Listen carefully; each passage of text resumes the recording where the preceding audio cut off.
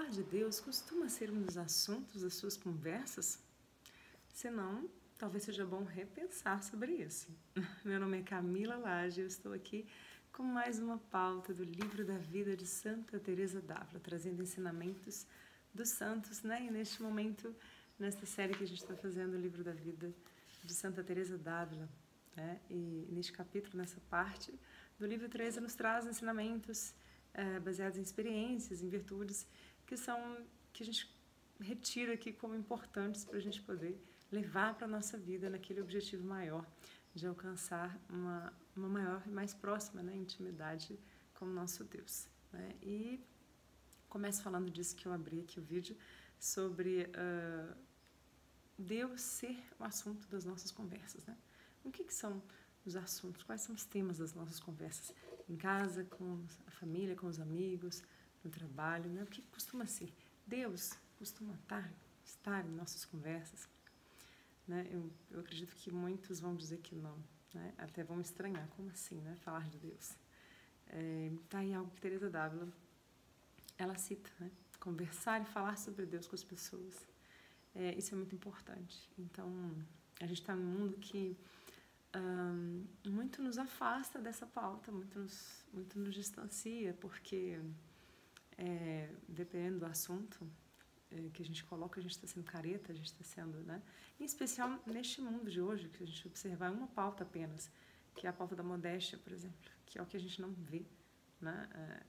Nas mídias, né? Nas redes sociais, em especial, quando a gente vê o contrário, né? A falta de modéstia é o que mais ganha ibope, é o que mais ganha destaque, né? É o que mais ganha espaço, né? São as pessoas mais ouvidas, de maior sucesso, pode olhar, e as atrizes globais, enfim, todo o universo cinematográfico, todo muito a falta da modéstia nitidamente visível, né? Então, tá aí uma pauta, né? Que é a modéstia cristã, que por aí só a gente já ia entender que está faltando falar de Deus com as pessoas, né? Está faltando os cristãos se assumirem cristãos de verdade, não aqueles, como se diz, eu sou cristão, eu sou um cristão praticante, né? Hoje em dia usa-se até esse termo, como se tivesse diferença, né, de ser cristão. Ser cristão é uma decisão de cumprir os mandamentos que estão ali. Lógico que somos pecadores, imperfeitos, é da nossa natureza, mas cientes de um compromisso maior,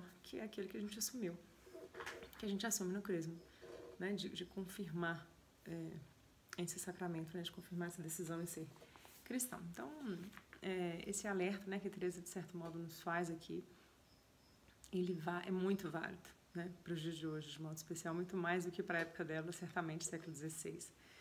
Então, hoje, de modo mais especial, você tem aqui a modéstia, né, que também a modéstia não envolve só o jeito de vestir, de se expor, mas envolve uma série de outras questões.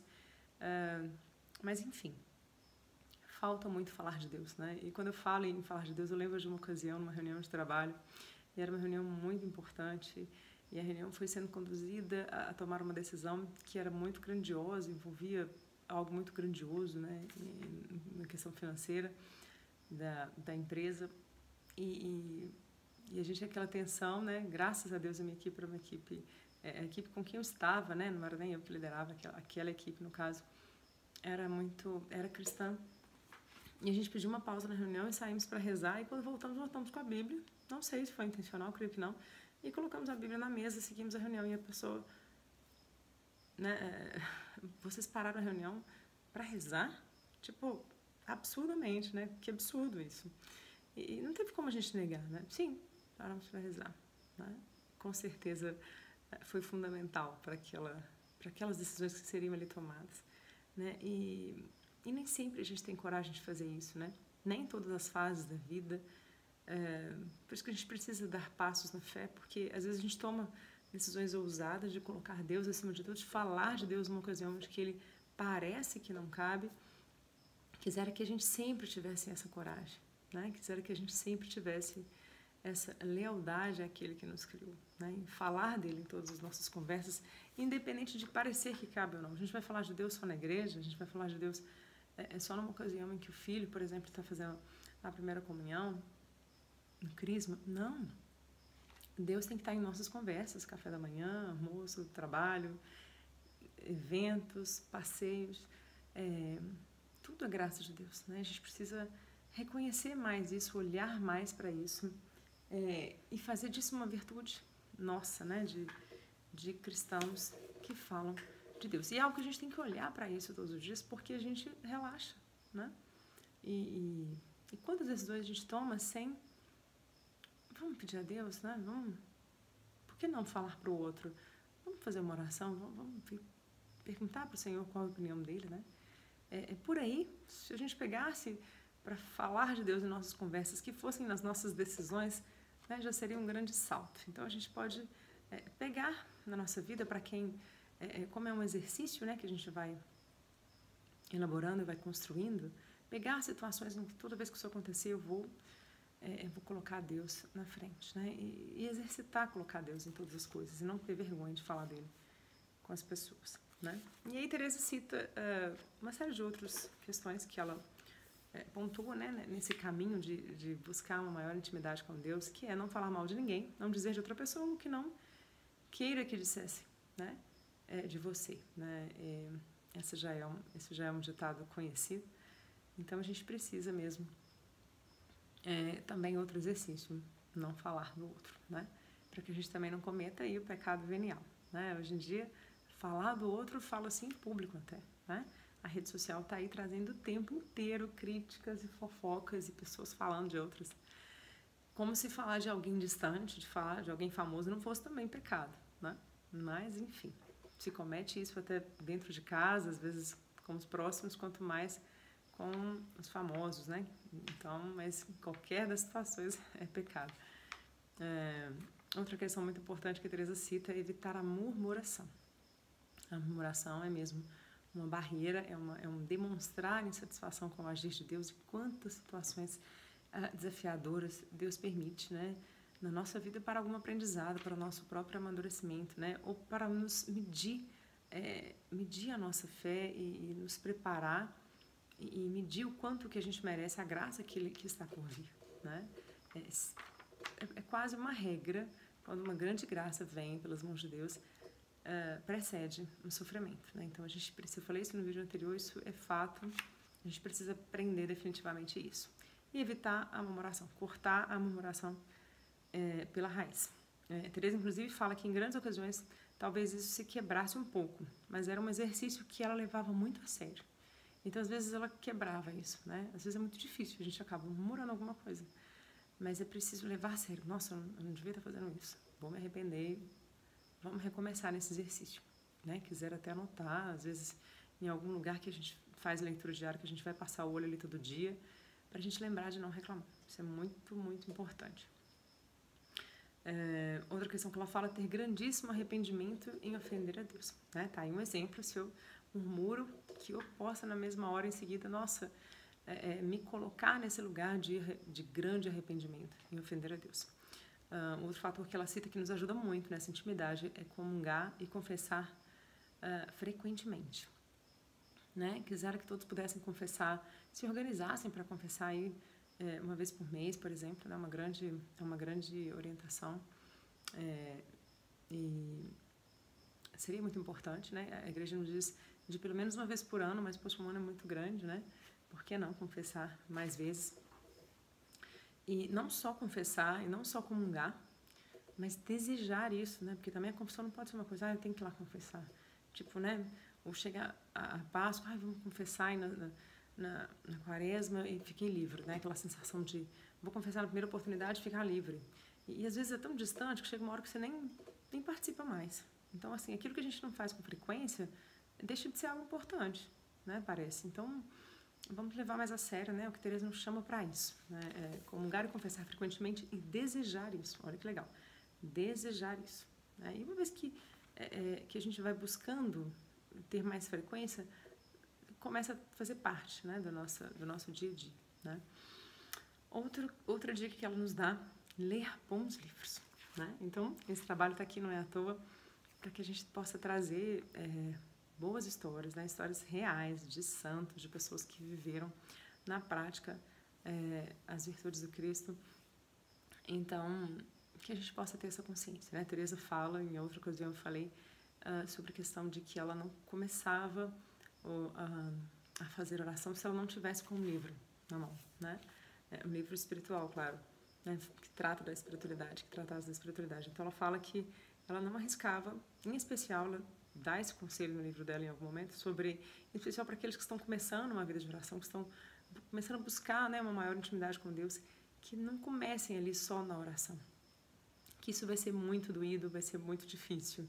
Então, para quem está num caminho no começo, de modo especial, comece tendo um bom livro na mão, um livro de algum santo, algum livro que ensine, né, direcione os caminhos no sentido da espiritualidade mesmo, para que possa conduzir depois a sua oração, né? E ela fala isso de forma muito clara, assim, que ela não conseguia, em momento algum, rezar sem antes não ter parado para fazer uma oração. Ela até cita que é só abrir a sessão na hora da comunhão, depois da comunhão.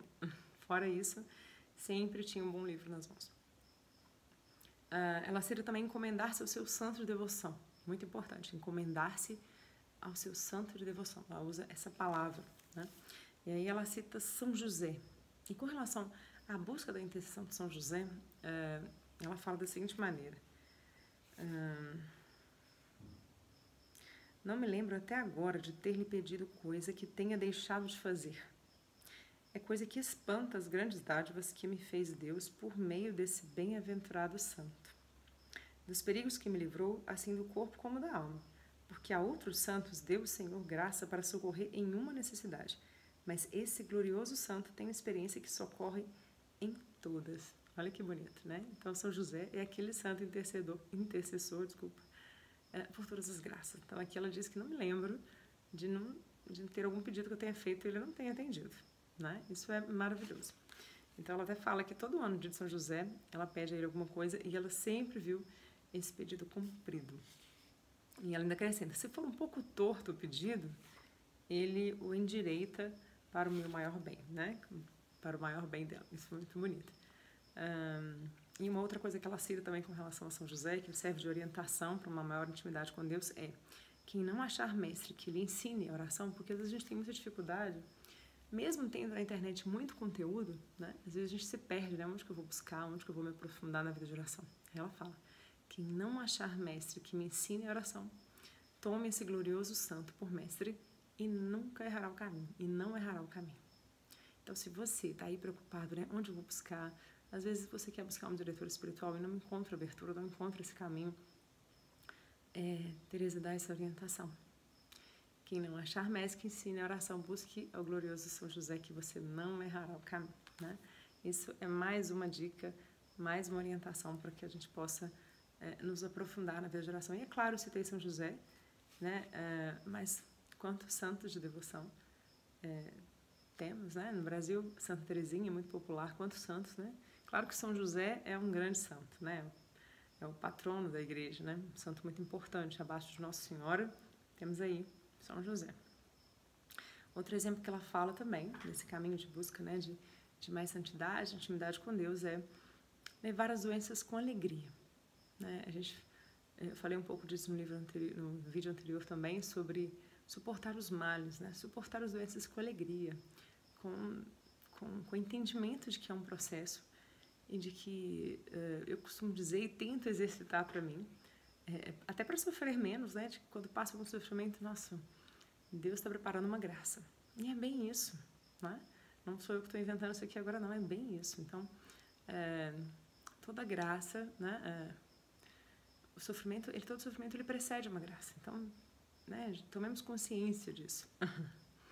E aí, inclusive, ela abre espaço nesse assunto, sobre essa questão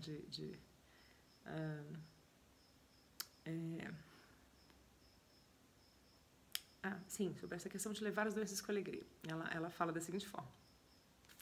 Assim que vi tão paralisada e com tão pouca idade, e o jeito como me haviam deixado os médicos da terra, decidi invocar os do céu para que me curassem, porque ainda desejava saúde, ainda que com muita alegria levasse a doença. E pensava às vezes que, se estando boa, me havia de condenar, melhor era estar assim. Olha que bonito. Mas ainda pensava que serviria muito mais a Deus com saúde. Esse é o nosso engano.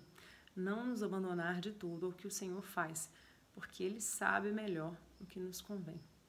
esse é o nosso engano, né? A gente tende, quando não está bem, às vezes falar com Deus, nossa, mas se eu tivesse com saúde, eu poderia estar sendo muito mais útil, eu poderia estar contribuindo muito mais, né? Mas esse é o nosso engano, né? O que a gente deve é nos abandonar de todo ao que o Senhor faz em nossa vida. E é bonito quando ela fala que se não estando doente eu haverei de me condenar, é preferível estar doente, suportar com alegria e não se condenar, né? Então, Teresa nos traz muitos ensinamentos, né? Que aqui também ela coloca, abandonar de todo ao que o Senhor faz em nossa vida, né? Então, assim como a gente se abandona, entrega e fica muito feliz quando Deus nos concede uma graça que a gente né? Que a gente almeja, que a gente busca, que a gente reza, os sofrimentos também precisam ser agradecidos. A gente, independente da situação, abandonar de todo, né? A vontade do Senhor.